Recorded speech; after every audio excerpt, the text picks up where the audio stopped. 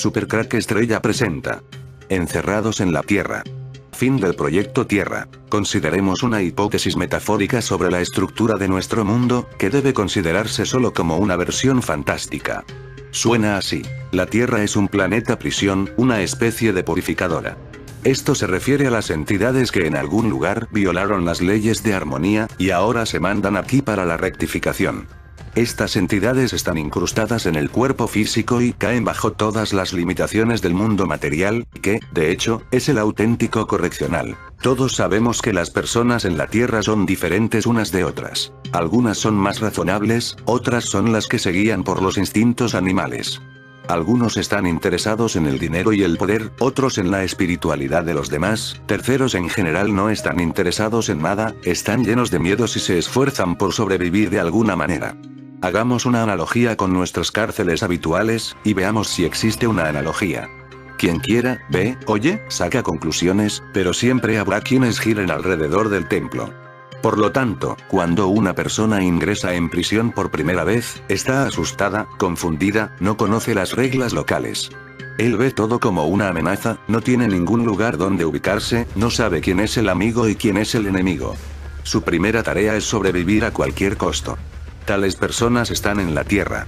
En términos relativos, solo ingresaron en la prisión terrestre, y por lo tanto tienen tales reacciones. La segunda categoría principal es persona en el medio del castigo. Ellos ya saben bien las reglas de la prisión, no tienen miedos iniciales, pero aún están lejos de la libertad. Por lo tanto, su interés principal es la vida más cómoda en condiciones de prisión. Mejor comida, mejor litera, al menos algún entretenimiento asequible. También vemos a esas personas en la Tierra. Su principal interés es la comodidad. Y la base de esta comodidad para ellos es poder, dinero y buenos contactos. Por lo tanto, viven de acuerdo con estos intereses. El tercer grupo grande es de personas experimentadas que ya casi cumplieron su pena y están casi en libertad. No le temen a la prisión y ya no están interesados en la comodidad de la prisión, aunque no son reacios a usarla. Sus mentes ya están, de hecho, en libertad. Por lo tanto, a pesar de que todavía están en prisión, pero ya no están aquí, por así decirlo. Sus intereses están más allá de los límites y miedos carcelarios. Y hay gente así en la Tierra, que ya no parecen ser de aquí, ellos no están interesados en la felicidad terrenal, que no tienden a involucrarse en los acontecimientos terrenales, y con frecuencia no a causa de la debilidad, sino porque pueden ver la esencia de cualquier suceso terrenal, y esta esencia no es de su interés en absoluto. A lo largo de los siglos, la gente ha intentado construir un estado feliz y correcto, pero nunca ha tenido éxito. Al menos no por un largo periodo de tiempo. Y lo más importante, incluso las pequeñas islas en un estado feliz no dieron brotes, como si algunas fuerzas desdibujaran todos los intentos de construirlo, y destruyeran todas esas iniciativas. Desde el punto de vista de la Tierra como una especie de cárcel cósmica, la respuesta a esta pregunta es simple. Todo lo que aquí se crea no es para la felicidad. Como en la prisión ordinaria, no importa cómo los prisioneros hayan mejorado sus celdas, la administración de la prisión la destruirá en cualquier momento, para que los presos no puedan llevar una existencia plácida. Por lo tanto, resulta que la justicia de nuestro mundo no puede consistir en la forma en que la imaginamos, sino en la forma en que está inserta en el sistema mismo de nuestra corrección. Y aquellos que no se dan cuenta de esto, una y otra vez los ponen en varios simuladores complejos en forma de dificultades de la vida y experiencia, hasta que se dan cuenta de qué decisión no implica la próxima destrucción de sus planes, y de ellos mismos. Un estado feliz o un sistema feliz la humanidad no pudo construir, pero las personas felices había y las hay. Se puede decir que en nuestra prisión solo es posible el crecimiento interno, y no el crecimiento público, lo que significa que solo uno puede alcanzar el nivel correcto, lo que lo acerca más a la libertad. En esta lógica hay una analogía con una prisión común. No importa cómo mejoren los prisioneros las condiciones de vida en la celda, pero todos se acercan a la libertad, por su cuenta, debido a su pena. Solo si en la prisión terrenal se mide por el tiempo, entonces en el espacio, por crecimiento interno. A la libertad no se le acerca a alguien que hace tiempo sin más, sino el que crece internamente. Donde el crecimiento significa una cosa, una aproximación a la armonía y el conocimiento de las leyes del universo. Siempre las mentes de los filósofos y la gente común están preocupados por el orden mundial. Y al pueblo le preocupaba principalmente la cuestión de un orden mundial justo. De hecho, en nuestro mundo material, constantemente nos encontramos con ejemplos flagrantes de injusticia. Talentosas personas que trabajan duro viven y mueren en la pobreza, patanes ignorantes estúpidos disfrutan de lujos, invariablemente acompañados de dinero y el éxito. Como se puede ver, en cientos de años nada ha cambiado. ¿Por qué? Porque no debe cambiar. Es obvio que estas son las reglas y la ley básica que es la base de la estancia de la sociedad humana en el planeta Tierra durante el período de tiempo históricamente previsible. Esta ley se llama de otra manera fatalidad o destino. Ningún individuo puede cambiar esta ley. Además, pensamientos, deseos e incluso esfuerzos más concretos, acciones dirigidas a ir más allá, son castigados despiadadamente. El conocimiento de este hecho llena a una persona de tristeza y la amargura inevitable, una sensación de desesperanza a veces tan aguda que quiere aullar. Creador, ¿por qué? ¿No os es familiar? Y lo más probable es que exista una razón para que estemos así, pero nosotros no lo sabemos. También está la razón por la cual la gente debería vivir bajo la ley tan dura y, como muchos piensan, injusta. La razón es esta. La Tierra no es más que una purificadora, y de acuerdo con la moderna institución correccional para las almas pecaminosas. Entonces, intentemos construir una cantidad de argumentos para respaldar esta tesis. La mejor prisión es aquella donde una persona ni siquiera sospecha que está en prisión. Entonces él no solo no puede correr, sino que ni siquiera puede imaginar que de aquí es necesario escapar. ¿Y qué es lo más cercano y poderoso en nuestras condiciones que ni siquiera suponemos que esto podría ser un muro de prisión? Estas dos cosas son tiempo y espacio. El tiempo y el espacio son tan naturales para la Tierra que solo unos pocos los perciben como una limitación real y que puede ir más allá de ellos.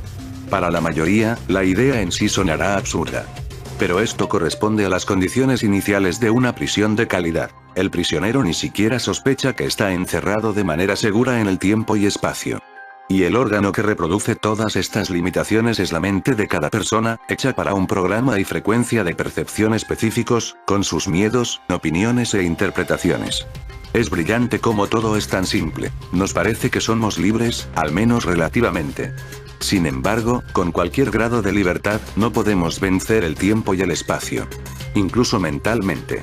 Y, por extraño que parezca, si todavía se puede imaginar la falta de tiempo, entonces la falta de espacio es mucho más difícil. Lo cual bien puede ser una confirmación indirecta del hecho de que estos muros, que son insuperables para nosotros, son las fronteras reales de nuestra prisión. Para que el sistema de corrección de nuestra esencia realmente funcione, es necesario al menos de alguna manera dejar en claro lo que es bueno y lo que es malo para el individuo.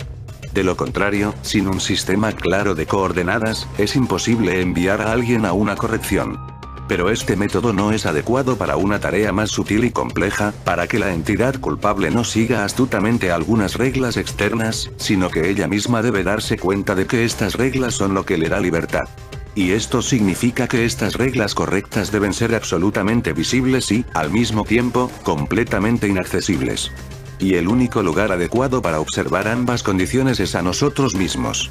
Es decir, estas reglas no se prescriben en ninguna parte, sino que se crean sobre la base de que ya existen dentro de nosotros y muchos lo llaman conciencia. Por lo tanto, se puede acceder a estas reglas solo en un caso: comenzar a escuchar y estudiarse a sí mismo. El gran problema es que el alma en la encarnación terrenal olvida o simplemente no sabe qué pecado cometió para ser condenada a la prisión en la tierra. Por lo tanto, sin conocer la culpa que debe ser redimida, el alma no conoce las formas de corrección. Por eso, teniendo cierta libertad de elección, realizando ciertas acciones en el mundo físico por medio de un cuerpo físico, el alma anda a ciegas, inevitablemente comete errores, viola el orden en la zona y está sujeto a severos castigos por parte de la administración. El deseo del alma de determinar o cambiar su posición está inevitablemente asociado con la necesidad de realizar algún tipo de acción y, en consecuencia, cargar con el peso de sus consecuencias. Como regla, en el mundo físico, las consecuencias de tal iniciativa se manifiestan en forma de pobreza, enfermedad, muerte de seres queridos, encarcelamiento de un portador físico en una prisión terrenal y otras desgracias. Por lo tanto, la estancia en la tierra no se basa en amor, sino en crueldad. ¿Y quién dijo que la prisión debería ser dulce? Entonces resulta que el sufrimiento es la condición principal e innegociable de la encarnación terrenal del alma pecaminosa. Después de la muerte del cuerpo físico, el alma deja su celda. Sucede que algunas almas presas deciden escapar a través del suicidio. El abandono deliberado de la zona es un crimen grave. Lo más probable es que el alma, la cual fue a escapar, sea privada de cualquier oportunidad de regresar a su mundo como un ciudadano libre. La partida voluntaria de la vida es una rebelión, un rechazo, una oposición activa al destino y la voluntad divina, y por lo tanto se castiga sin piedad. También es obvio que en nuestra cárcel planeta Tierra hay un sofisticado sistema de control de la policía, con el objetivo, en primer lugar, de actuar en la prevención de cualquier iniciativa por parte de los prisioneros a mejorar su situación y cambiar el destino, y en segundo lugar a mantener a los internos en permanente depresión. Es difícil decir exactamente cómo se organiza este sistema, pero funciona de manera bastante eficiente. Un ejemplo bien conocido: expresar por vía oral en presencia de otra persona tu intención de firmar un contrato para obtener el dinero para comprar una cosa, para divertirse, para viajar, para volar en cualquier lugar, y inexplicablemente se producen decenas de circunstancias que impidan la puesta en práctica de esta intención, o incluso ocurre lo contrario. Otro hecho bien conocido, pero inexplicable: los miedos humanos individuales diferentes tienden a ser implementados con una impresionante precisión. El miedo a la muerte, miedo a la enfermedad, miedo a quedarse sin dinero, el miedo a quedarse soltero, el miedo a volar en líneas aéreas, miedo a las serpientes, miedo a la guerra, miedo al hambre, miedo a engordar, etc. Siempre se cumplen nuestros peores miedos y no los sueños de prosperidad y felicidad. Y esta es la ley. En la cárcel lo tienes que pasar mal, y el miedo es una perfecta alambrada. Es razonable suponer que un sistema correccional tan eficaz implica la presencia de un gran equipo de supervisores. Y así es. El mundo está lleno de espíritus, demonios, diablos y otros espíritus malignos que actúan como informantes y verdugos. Es posible que no todas las almas estén encarnadas en nuestro planeta con el propósito de castigo. Algunos vinieron aquí por su propia voluntad, para aliviar los sufrimientos de los prisioneros, para consolarlos, para enseñar la paz mental. Hay muchos turistas que vienen a nuestra zona a experimentar nuevas sensaciones en el mundo material, a divertirse, a cazar. Pero tengo la sensación que este proyecto Tierra pronto dejará de existir, y hay razones para pensar así. Primero, nuestra prisión ha dejado de cumplir su función educativa / correctiva. Las almas cayeron bajo la influencia de las autoridades locales, especialmente dinero, avaricia, la ira, la envidia, el orgullo, la arrogancia, y ahora vuelven a su mundo verdadero mucho peor de lo que eran antes. La eficiencia es extremadamente baja, la cárcel se ha vuelto poco rentable, ineficiente. En segundo lugar, la zona está superpoblada. Si varios cientos de condenados vivieron en la zona hace varios siglos, ahora son más de 7.000 millones. Con tal aglomeración, es imposible hablar de mantener el orden elemental entre los prisioneros o de observar las normas de higiene de información energética. En tercer lugar, el lugar se ha ensuciado demasiado. El medio ambiente se está deteriorando de manera espectacular, los animales se están muriendo, recursos minerales y biológicos del planeta se están agotando, la población humana es degradante en sí y requiere un reinicio y limpieza. Y hasta aquí el tema de hoy. Si el vídeo te ha gustado, dale al pulgar arriba y suscríbete a mi canal. Supercrack Estrella presenta. Dentro de poco se puede abrir una de las entradas al inframundo en España. El Monte Abantos, el Monasterio del Escorial y el Valle de los Caídos esconden esta entrada al inframundo. El templo, puerta a otros mundos. El Valle de los Caídos, contrariamente a lo que se piensa, no fue concebido como mausoleo para el dictador, ya que nunca dijo dónde quería ser inhumado. La decisión de que fuera allí enterrado la tomaron los miembros del gobierno de la dictadura con el permiso de la jerarquía eclesiástica. No en vano, las obras para acondicionar la tumba se realizaron a toda prisa antes de su muerte, para lo que tuvieron que desviarse parte de los conductos subterráneos de drenaje de la nave central. Entonces, ¿por qué y para qué se construyó? ¿Qué oculto fin tenía la titánica construcción? ¿Qué mensaje encierran sus piedras, solo apto para ojos expertos en rituales paganos, astrología, cábala, masonería, en esoterismo? Siempre hubo silencio entre los protagonistas de su edificación a la hora de explicar el simbolismo del Valle de los Caídos. Pero lo cierto es que sus elementos arquitectónicos obedecen a concepciones simbólicas y mágicas. En su aspecto esotérico, números relacionados con ritos católicos, como el tramo de 15 pasos, relacionado con los 15 misterios del rosario, los tramos de 10, con los mandamientos o los tetramorfos, y 4 virtudes cardinales de la cruz. Y en su aspecto esotérico, con numerología, astrología y masonería. Todo ello unido a su ubicación y diseño, sumergiéndose en una montaña mágico sagrada, atravesando la roca viva, y una cruz alzándose al cielo, con el mismo sentido que tenían los cruceiros gallegos en los cruces de camino, virtual puerta entre el mundo de los vivos y el mundo de los muertos. El Valle de los Caídos es un auténtico misterio, y lo único cierto es que los secretos se los llevó a la tumba su creador.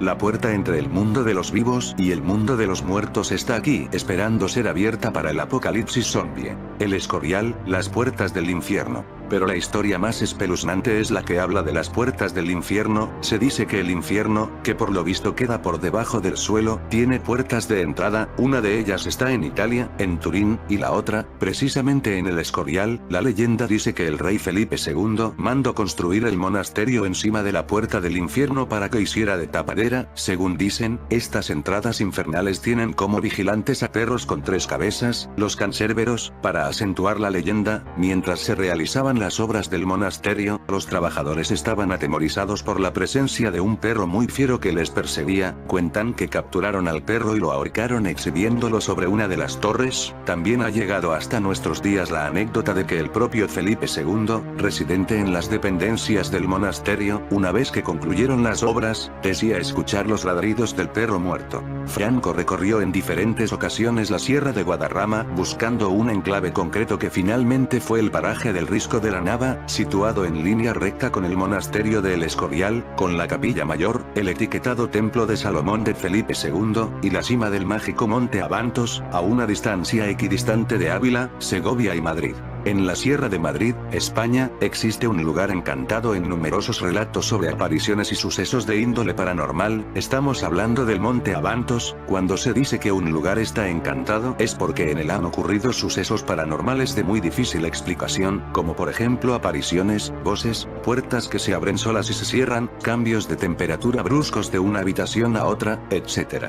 Los lugares encantados no siempre son casas, castillos, monasterios o otro tipo de construcciones. En ocasiones el que exista una construcción encantada o enduendada no quiere decir que dicha edificación sea la culpable de los episodios paranormales que allí se producen. Podría ser que la construcción se llevara a cabo en un lugar mágico o encantado, y de ahí los sucesos en el interior.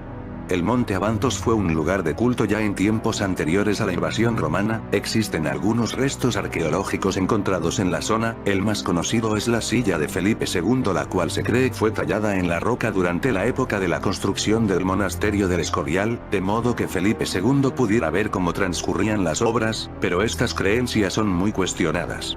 Felipe II posiblemente fue atraído por las fuerzas ocultas y mágicas del monte Abantos, pues Felipe II siempre se sintió atraído por estos temas. Debió de ordenar la construcción del monasterio de San Lorenzo del Escorial orientado hacia el altar sagrado. El altar sagrado o silla de Felipe II ya estaba en aquel lugar desde mucho tiempo antes a la construcción del monasterio, pues no es la mejor ubicación para observar las obras del monasterio.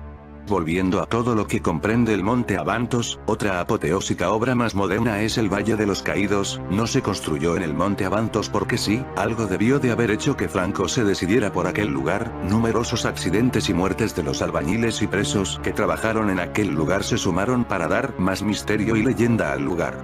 Testigos que han trabajado en puestos de vigilancia nocturna en los diferentes enclaves comentados anteriormente, dicen haber visto figuras y sombras muy extrañas.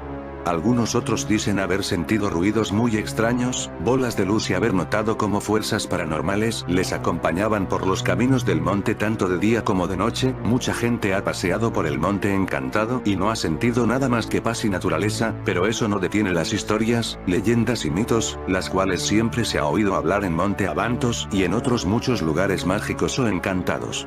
En la Sierra de Madrid nos encontramos con el lugar mágico, encantado y punto energético de la comunidad. El monte Abantos, lugar de culto para nuestros antepasados los íberos y lugar de numerosas leyendas referidas a fenómenos paranormales. En el cual y no por casualidad Felipe II en 1562 fijó el emplazamiento del monasterio de El Escorial, que se terminó de construir colocándose la última piedra en 1584, según proyectos de Juan Bautista de Toledo y Juan de Herrera. La planta del edificio, con sus torres, recuerda la forma de una parrilla, por lo que tradicionalmente se ha afirmado que esto se hizo así en honor a San Lorenzo, martirizado en Roma asándole en una parrilla y cuya festividad se celebra el 10 de agosto, el día que tuvo lugar Batalla de San Quintín, de ahí el nombre del conjunto y de la localidad, creada a su alrededor para servir de lugar de enterramiento de los restos de sus padres, el emperador Carlos I e Isabel de Portugal, así como de los suyos y los de sus sucesores. Podéis pensar que este emplazamiento lo eligió al azar o él sabía el punto mágico, encantado de este lugar, conocería Felipe II la fuerza y la magia de ese lugar, que lo haría adrede, pues por lo que se sabía de él sí, él tenía sus propios asesores y estaba interesado en estos temas, eligió la zona por ser un lugar energético, sus bosques y monte un lugar de culto para los antiguos pobladores. En este lugar se escuchan leyendas de todo tipo y me refiero a su monasterio. Se dice que el alma de Felipe II está vagando por dentro y fuera del edificio, que algún monje se aparece por la zona, que extraños gritos se escuchan por las estancias, que los cambios de temperatura son abundantes, que los soplos fantasmales son una rutina, etc. Todo esto contado de primera mano por alguno de los funcionarios que trabajan en el monasterio. En otro lugar de este magnífico punto energético se encuentra otra macroconstrucción pero mucho más moderna, el Valle de los Caídos, pero no por ser más moderna tiene menos misterio, primero los motivos por los que fueron construida, el significado y las muertes que acarreó su construcción debido a los accidentes que sucedieron en esta enorme cruz y otros terribles sucesos que le acaecieron a albañiles y presos los cuales trabajaron de sol a sol para que en 18 años estuviera terminada la obra. Las obras dieron comienzo en 1940 bajo la dirección del arquitecto Pedro Muguruza, continuándolas en 1950 el arquitecto Diego Méndez. El conjunto, presidido por la inmensa cruz con esculturas de Juan de Ábalos, se abre en una explanada desde la cual se domina una bella panorámica. Finalizó su construcción en 1958 y fue inaugurado el día 1 de abril de 1959. La cruz está considerada como la mayor cruz construida en piedra del mundo, hay enterrados en la zona unos 40.000 muertos de ambos bandos, la mitad más o menos de cada uno, aparte de estar enterrados dentro de ella también el general Franco y José Antonio Primo de Rivera justo uno enfrente del otro. Entre la decoración del gran pasillo de entrada, antes de llegar a la gran cúpula el pasillo está protegido por monjes y grandes ángeles de piedra los cuales están comandados por Azrael. Azrael es el ángel de la muerte entre los judíos, también llamado por los musulmanes Abu Jaría y entre los persas Mordad. Tiene por misión recibir las almas de los muertos y conducirlas para ser juzgadas. Azrael es conocido con el nombre de ángel de la muerte, y es la derivación del nombre Israel, el cual aparece en el Corán. También se deletrea Azrael, Ashriel, Asharil, y Asriel. El nombre significa quien a Dios ayuda. Él es descrito como un arcángel bajo las órdenes de Dios y asociado a lo oscuro y tenebroso. Dependiendo del punto de vista y preceptos de varias religiones en las que figura, Azrael es considerado como residente en este mundo, tiene 4 rostros y 4.000 alas, y todo su cuerpo tiene ojos y lenguas, el número el cual corresponde a todos los habitantes de este mundo. Él será el último en morir, grabando y borrando constantemente en un gran libro los nombres de los humanos cuando nacen y cuando mueren, respectivamente. ¿Por qué motivos pondría a Azrael en la basílica?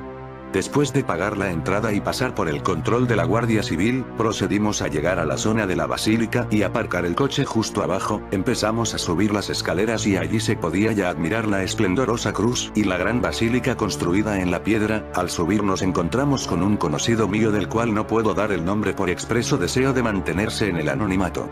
Nos invitó a quedarnos hasta que él saliera, nos dijo que fuéramos con él a una zona donde hay una especie de pueblo, de gente que vive o vivía dentro del valle, dentro del recinto protegido. La verdad que si habéis ido alguna vez, podréis observar que hay señales que marcan hacia un centro urbano, donde estaba el pueblo del cual estoy escribiendo.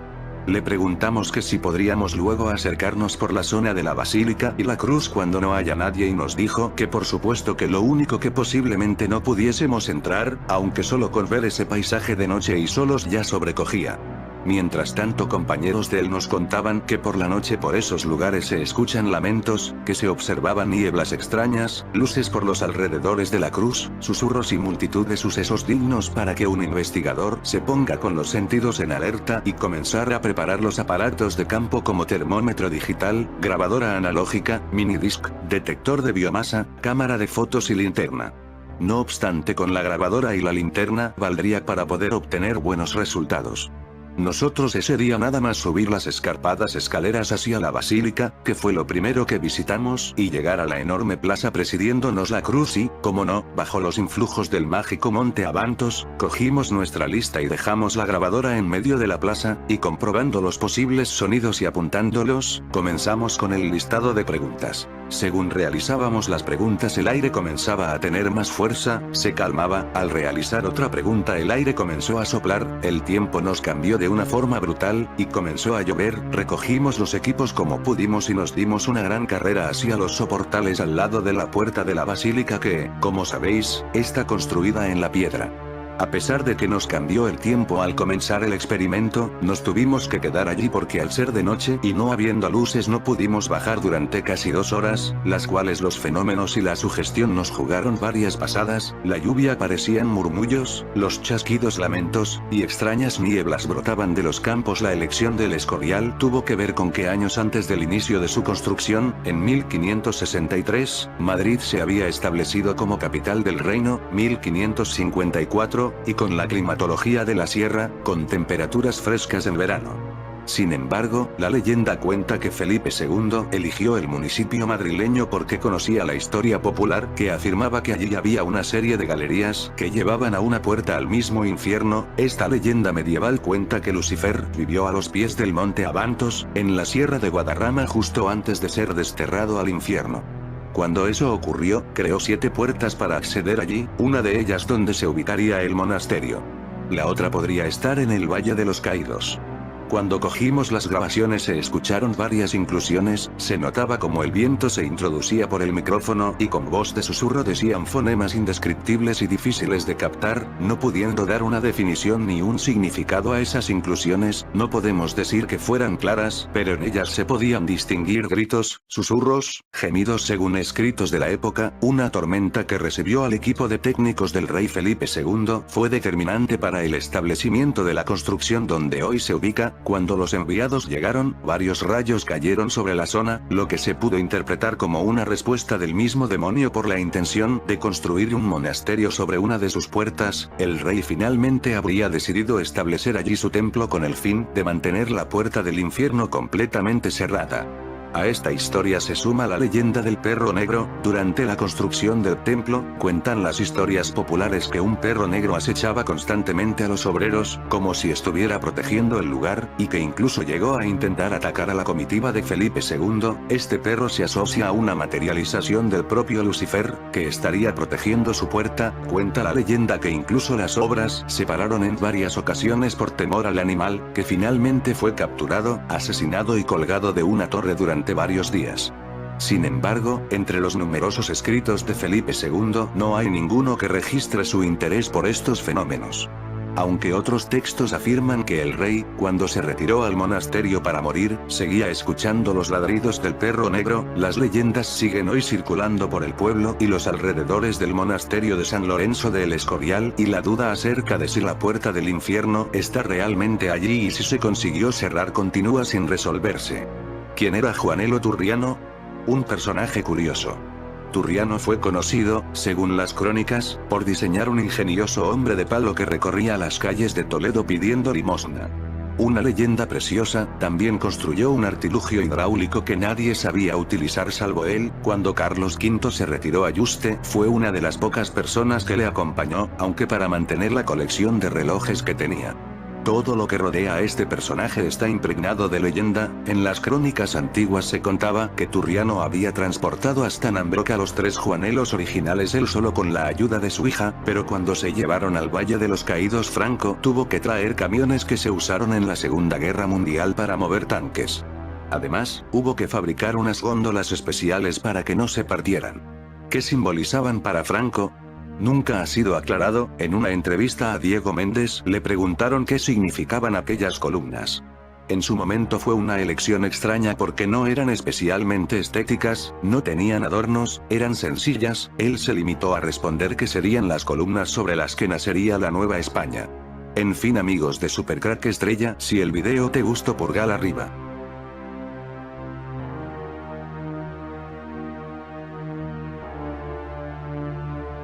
Supercrack Estrella presenta. Nimrod será resucitado por el CERN para que gobierne el mundo. Los ocultistas y luciferinos firmemente creen que Nimrod será resucitado y otra vez gobierne el mundo.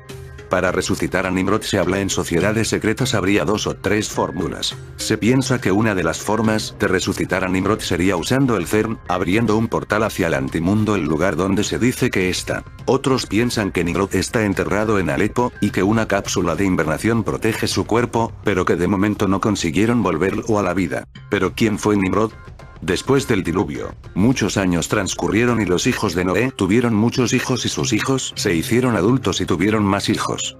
Pronto hubo mucha gente sobre la tierra nuevamente. Toda esta gente que pobló la tierra eran descendientes de los 3 hijos de Noé y sus esposas. Según pasaron los años el número de personas se acrecentaba.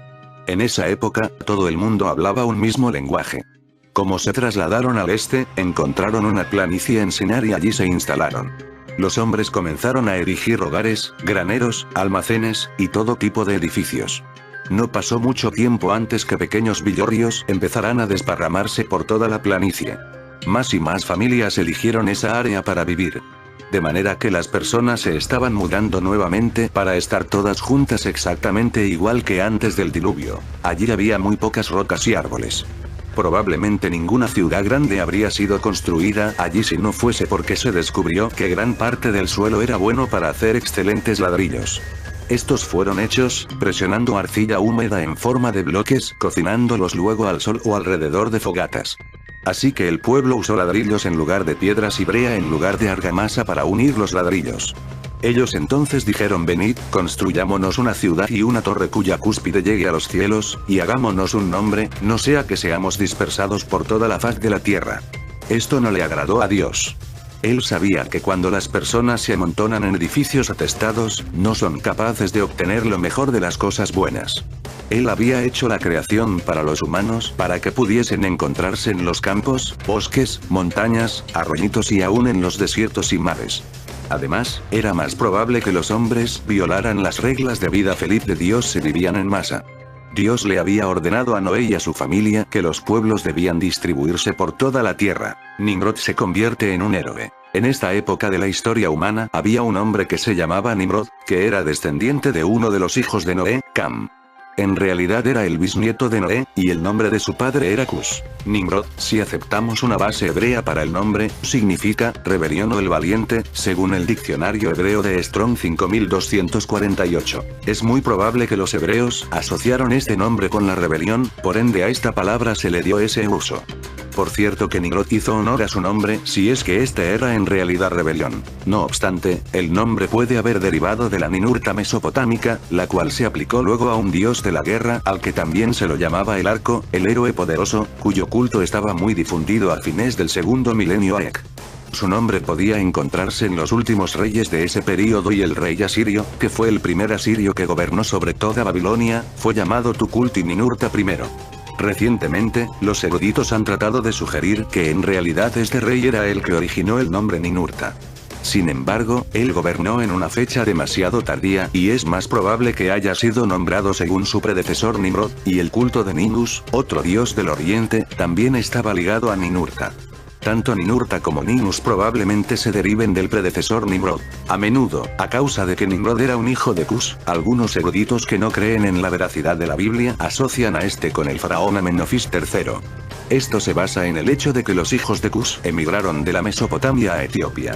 Sin embargo, estos parecen haber venido de Kusu, la cual queda al este de la Mesopotamia, y algunos de los hijos de Cus probablemente hayan ido aún más al este a la cuenca del río Indo, en lo que actualmente es Pakistán, y prosiguieron más allá hasta la India. También Asiria fue en algún momento llamada la tierra de Nimrod, y él estableció ciudades en Babel o Babilonia, Erech, Acadicalne en Sinar, el cual es el nombre primitivo de Sumeria. Esto estaba asociado con Asur y Nínive, la cual fue en un tiempo la ciudad más poderosa de los asirios, y su capital en la cúspide del poderío del imperio asirio. Estas tierras están en, o próximas a, la Irak moderna. La Biblia nos dice que Nimrod era un vigoroso cazador delante de Jehová o el Señor, y, por lo tanto, un hombre grande, fuerte y de aspecto feroz. A causa de su poder y habilidad como cazador exitoso de animales salvajes que atacaban a las personas, él se convirtió en un héroe y líder entre la gente de su tribu. Igual que muchos otros de su tiempo, él conocía las leyes de su creador, pero odiaba esas leyes. Nimrod pensaba que si él vivía conforme a las reglas de Dios, él no disfrutaría de la vida, exactamente igual a lo que muchas personas hoy en día han sido llevadas a creer. Él vivía conforme a sus propias leyes, e intentó probar a otras personas que ellas deberían hacer lo mismo. Nimrod se convirtió en jefe del pueblo que se agrupó en el poblado principal de los que había allí desparramados en la tierra de Sinar. Es probable que hubiese muchas familias a las que no les gustaba el modo en que él les dio órdenes, pero cuando quiera los animales feroces atacaban, Nimrod y sus guerreros peleaban para proteger a la gente del poblado. Más adelante, Nimrod construyó un muro alrededor del creciente poblado. Hechos de este tipo contribuyeron a convertirlo en un guía de mucha fortaleza, y fue la causa para que más familias se mudaran al poblado y se establecieran bajo su mandato. Antes que hubiesen pasado muchos más años, el poblado se había convertido en una ciudad. Era la primera gran ciudad en ser construida sobre la tierra después del diluvio. Era una maravilla de tal magnitud, que las personas venían de lejos para contemplar la gran masa de edificios y murallas enormes. Esa tierra más tarde fue conocida como Babilonia, y el nombre de la ciudad fue Babel o Babilonia. Esta palabra es de origen acadio y significa puerta a un dios. Nimrod se volvió el hombre más temido del país. Su poder y riqueza crecieron como Babilonia creció. Él dictaminaba las leyes, y esas leyes decretaban que los babilonios no debían considerar al dios de Noé como su gobernante, sino que debían ser regidos por gobiernos humanos.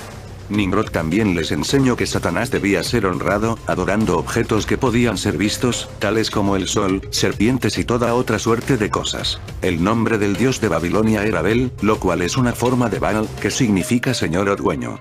Otro nombre era Merodach, quien era un dios de la guerra babilónico. En el lenguaje hebreo, el nombre era Baal. Él era el dios Sol, consorte de Astoreto, Astarte o Istar, o en inglés Aster, por la cual es nombrada la festividad del mismo nombre, las Pascuas Floridas.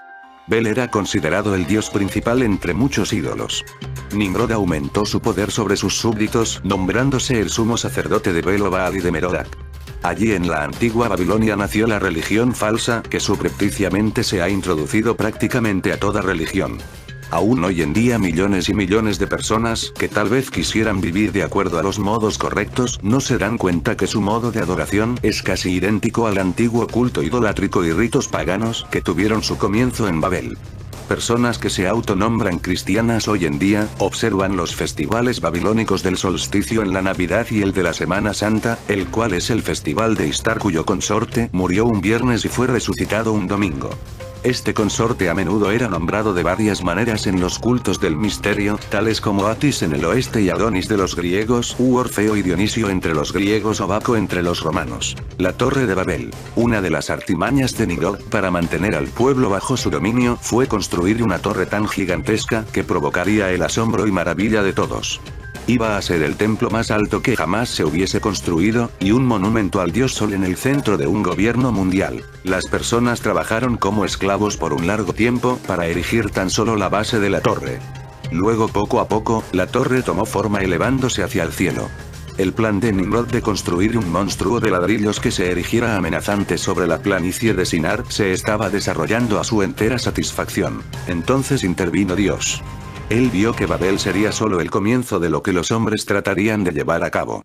Si continuaban sin ser frenados, ellos desarrollarían conocimiento tan rápidamente que la Tierra sería destruida mucho antes de los 6000 años concedidos a Satanás para controlar a la humanidad. Ellos se convertirían en Elohim o dioses y debían ser frenados. Imaginémonos lo que hubiese sido si hombres como Nimrod hubiesen sido capaces de desarrollar armamentos como los que tenemos hoy en día.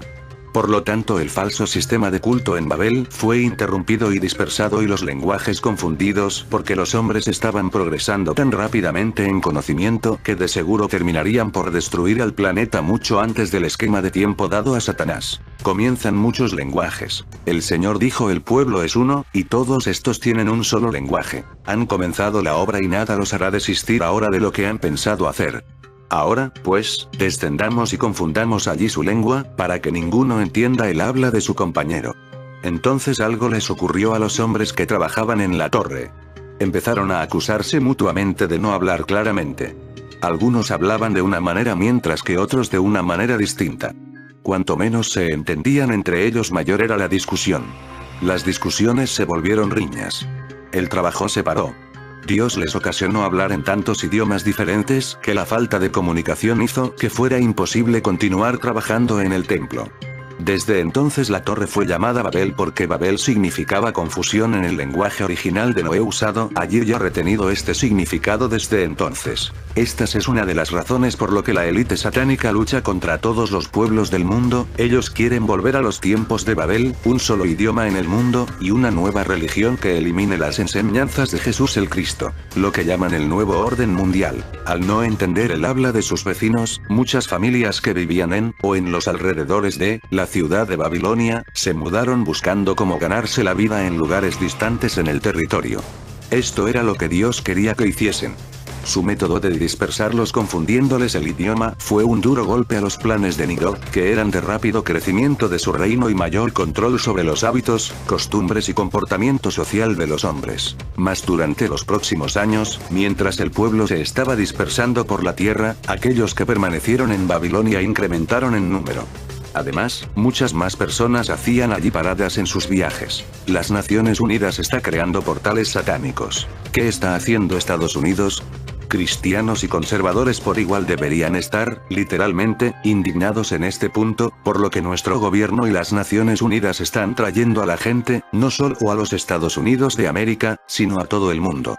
Como si no fuera suficiente, las Naciones Unidas están construyendo templos de Baal, en la ciudad de Nueva York y en Gran Bretaña y, esperan construir uno de estos templos en cada ciudad importante, a nivel mundial. El templo de Baal, también conocido como el templo de Bel, fue un famoso punto de referencia mundial que se encuentra en Palmira, Siria. En agosto de 2015, este templo fue destruido por ISIS, y la mayor parte del mundo retrocedió con terror ante la pérdida de un sitio de patrimonio cultural. Se cree que cuando estas puertas del Baal estén repartidas por todo el mundo llegará la resurrección de Nimrod. En la escena final de la película Cazafantasmas, es a donde los cazafantasmas suben a la azotea del rascacielos, y un dios les pregunta si son dioses, respondiendo ellos que no. Se puede apreciar una puerta del templo Baal, la misma que está en Palmira, Siria. Y es que este plan de la élite lleva ya cientos de años. Por esta razón podemos ver esto en una película de los 80. Nimrod, que fue responsable de la construcción de la Torre de Babel, fue la primera figura del anticristo. Sumeria y Caldea, en la llanura de Sinar, en el área de los ríos Tigris y Éufrates, en el cercano oriente. Andando el tiempo, se levantarían, en estos mismos contornos geográficos, conocidos también como Mesopotamia, los países de Siria, Babilonia y luego Persia. En la actualidad, Irán e Irak comparten estos territorios. Sumeria Caldea era el primer reino del mundo. El primer monte rey, o cabeza, de la bestia, la que eventualmente tendría 7 cabezas. Aquel reino fue establecido por Nimrod y su esposa Semiramis, personajes que vivieron después del gran diluvio. Bien que el nombre Semiramis no aparece en la Biblia, Nimrod figura así en el Antiguo Testamento. Nimrod, el bisnieto de Noé, primer sacerdote de Lucifer en la tierra. El CERN, una tentativa de liberar a los seres espirituales caídos, el más importante para ellos es Nimrod. Ya conocemos la historia de Nimrod, que construyó una torre que fue diseñada para ser una escalera o puerta de entrada al cielo, la famosa Torre de Babel. Según la mitología tradicional, Nimrod quería conocer a Dios y entender su funcionamiento. Su torre era, literalmente, una escalera a las estrellas, una manera de entrar en la dimensión en la que Dios habitaba. ¿A qué os suena esto, amigos de Supercrack Estrella? El CERN es la Torre de Babel del siglo XXI, la élite quiere terminar el trabajo inacabado de Nimrod. Hay ocultistas y mitólogos como William Henry que han afirmado que los antiguos como Nimrod y otros utilizaron estas torres y puertas estelares. Las torres crean agujeros de gusano y los dioses de las estrellas pasarían a través de ellas. Pero, por supuesto, a Dios no le gustó la idea y confundió el idioma de la gente de Nimrod. En contrapartida, Nimrod organiza la masonería. Ellos continuaron construyendo estos portales estelares y templos. A lo largo de la historia antigua ha habido muchos relatos de dioses que viajaban de un lugar a otro utilizando intrincadas maquinarias que los llevarían de una dimensión a otra. Hay historias de la antigua Sumeria que hablan acerca de los llamados dioses, llegando a través de una puerta estelar doble con columnas, y existen tallas que han representado tal hazaña. Ha habido muchos intentos de abrir agujeros de gusano y, al mismo tiempo, el objetivo de estos trabajos mágicos era convocar alguna manera demonios o ángeles para venir a iniciar la escatología, los tiempos finales. Hay un montón de magos que han afirmado que han abierto un agujero de gusano usando métodos mágicos. Estos son los métodos que se dice han traído a otros seres a nuestra existencia dimensional. Todos hemos oído hablar que en algún lugar existe algún grupo secreto que controla el mundo.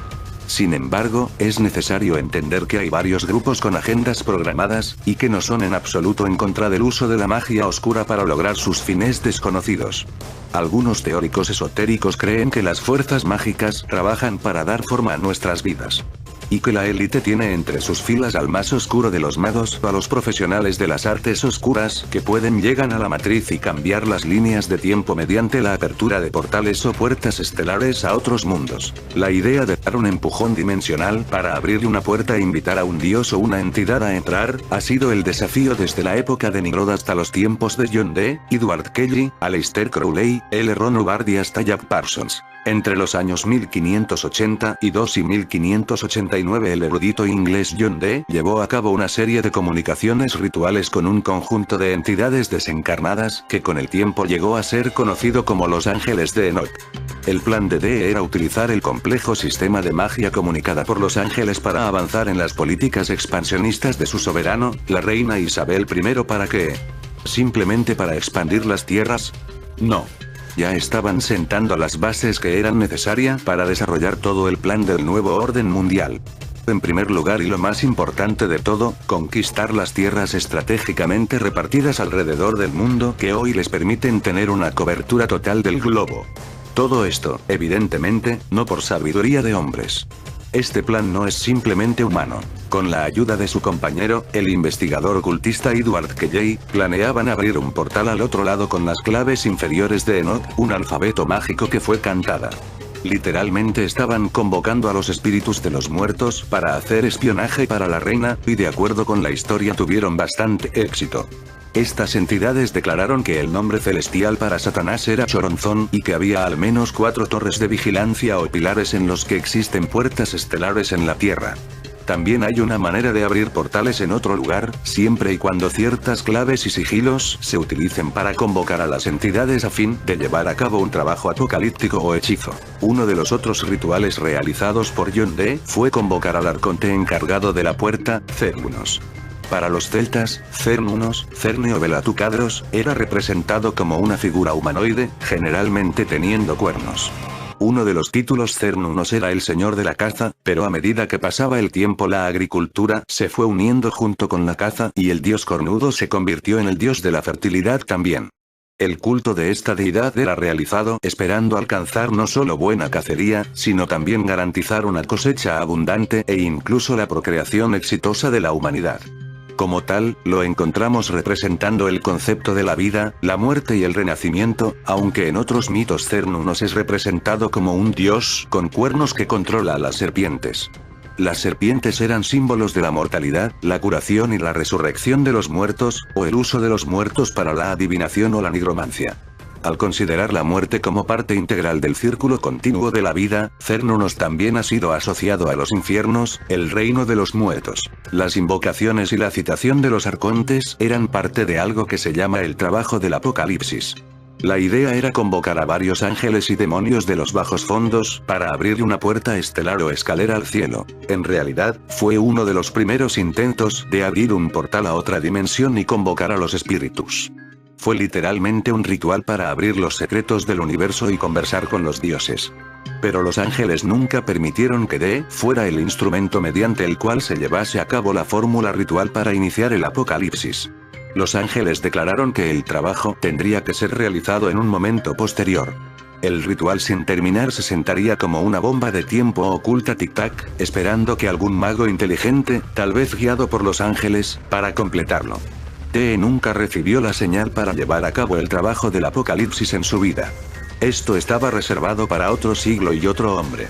Ese hombre era Aleister Crowley. Crowley y sus seguidores querían marcar el comienzo de una moral más grave que cualquier otra experiencia en el mundo. Para lograr esto tuvieron que llevar a cabo rituales poderosos. Sus métodos fueron tan aberrantes que Mussolini lo echó de Sicilia llamándolo un bárbaro. Crowley profetizó que después de su muerte se realizaría un trabajo final o ritual donde se abriría un portal y los jefes secretos o antiguos dioses egipcios volverían. Dos seguidores de Crowley, L. Ron Hubbard y Jack Parsons, intentaron abrir un portal usando uno de los hechizos de Crowley entre 1945-1946. Fue una serie de ceremonias mágicas llamadas trabajo Babilonia Babylon Working. Muchas personas creen que lo que atravesó el portal fueron los seres que serían conocidos como los extranjeros grises.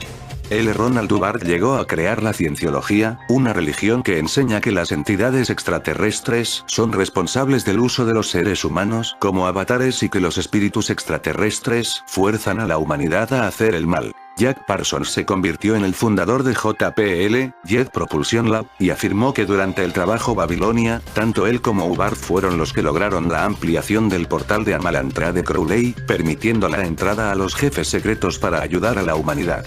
Más tarde intentó otro proyecto secreto, conjurando la clave inferior de Salomón para marcar el comienzo de la Gran Tribulación. Durante el ritual, él accidentalmente explotó su laboratorio mientras jugaba con poderosos explosivos. Algunos creyeron que él estaba tratando de abrir un Stargate para convocar a los demonios del Goetia. Los experimentos del CERN. El CERN está vinculado a varios proyectos secretos que están llevando a cabo la Unión Europea y la Comisión Europea Trilateral. También es el responsable por la existencia de la red de Internet. Todavía no consigo descubrir cuál es la utilidad de la misma, por lo menos a nivel portales. A nivel vigilancia su funcionalidad es obvia, y han estado haciendo investigaciones en curso para los gobiernos con respecto a la sostenibilidad global. También se informó de que en 1999 el CERN propuso y llevó a cabo experimentos cuánticos Vortex en busca de acciones solares. Los acciones son partículas hipotéticas que son componentes de la materia oscura. Con el fin de encontrar estos acciones, el CERN propuso el uso de un imán desarmado llamado Satanás. El nombre era un acrónimo de Solar Action Antena Telescópica. Existen muchos otros experimentos que están relacionados con extraños acontecimientos en diferentes locales, pero sinceramente no tenía ahora el tiempo de verificarlos a todos, de manera que les dejo el dato para los que quieran pesquisar por su cuenta. El hecho más famoso relacionado con uno de estos supuestos experimentos fue la conocida espiral de Noruega, que apareció en el cielo el 8 de diciembre de 2009 casualmente al mismo tiempo que el colisionador realizaba una prueba. De hecho, más tarde hubo confirmación oficial de que el fenómeno tenía relación con el CERN, y también con el ARP, no sé cuál.